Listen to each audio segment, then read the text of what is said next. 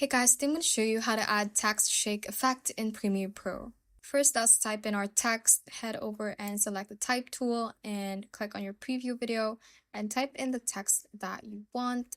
And you can do adjustments under the Essential Graphics tab and change the font and make adjustments as you like.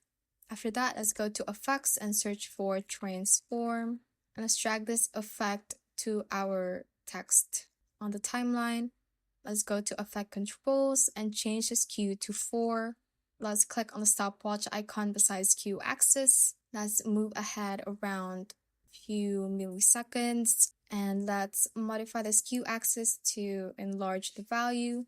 After that, we are going to select both of the keyframes, Control C on your keyboard to copy them, and move ahead a few milliseconds and hit Control V to paste them like this, and it should look like this.